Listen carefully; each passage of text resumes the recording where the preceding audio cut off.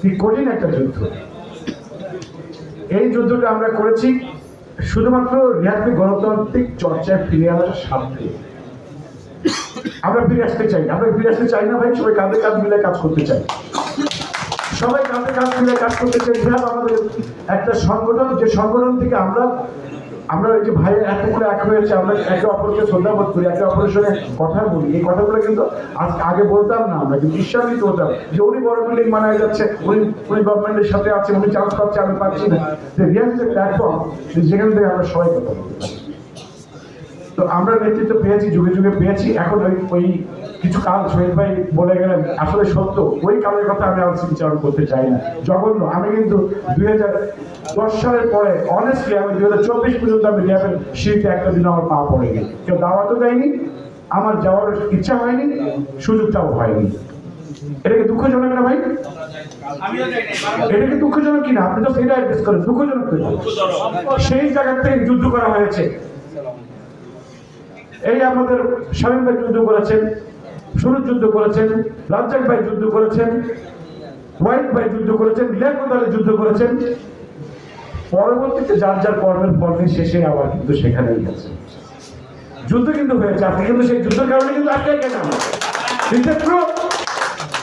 মনে রাখতে হবে, যুদ্ধের কারণে কিন্তু আমরা এখানে আজকে স্বাধীনতা পেয়েছি, কথা বলতে শিখেছি। স্বাধীনতা আমাদের কোথায় ছিল? স্বাধীনতা আমাকে যখন শেয়ারডনে যখন আনা হয়েছিল ব্যারিস্টার তানিয়া, আমি বলেছিলাম রেড কার্পেটে তোরা আপনারা ধুলা হয়ে মিশে আসছেন। আমি একজন ভোকাল ছিলাম, আমি দাঁড়িয়ে বললাম হ্যাঁ, আমরা কার্পেট তলে ধুলার মধ্যে আমরা আটকে আছি। ফার্স্টে আমাদের কার্পেটের নিচে ধুলাগুলো ক্লিন করতে দেন, আমরা সবাই ঐক্য হয়ে আসি, তখন আপনার মধ্যে ব্যারিস্টারকে প্রয়োজন পড়বে, আমরা আসবো আপনার কাছে সাজেশন দিতে এবং স্টেক হোল্ডার হয়ে আসবো এবং স্টেক হোল্ডার হয়ে আমরা কাজ করতে চাই। এই কাজ করার জন্য যার পরামর্শ, আইনগত পরামর্শ আপনার থেকে দেবো।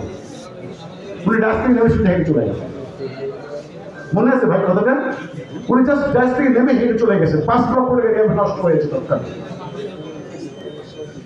এগুলোকে অ্যাড্রেস করতে হবে, এগুলো অ্যাড্রেস করতে হবে। আমরা অনেকে যারা সিনিয়র ছিলাম অনেকে ভুলে গেছি, ভুলে গিয়ে আবার কোন চেতনায় কাজ করেছে রিয়াবের সাথে, কিন্তু পর্যাপ্ত দিতে পারেনি।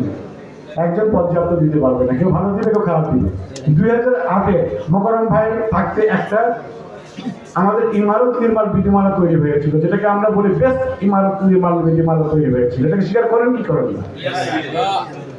যে 2008-কে আমরা আজকে ফিরে পেতে চাই। কেন ফিরে পেতে চাই? কেন চাই আমরা? কারণ আমাদের পিঠ দেওয়ালে থেকে গেছে।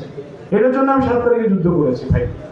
এই 7 তারিখে বোর্ডে এটার জন্যই বলেছি। আমি বলেছি আমি গঠনতন্ত্র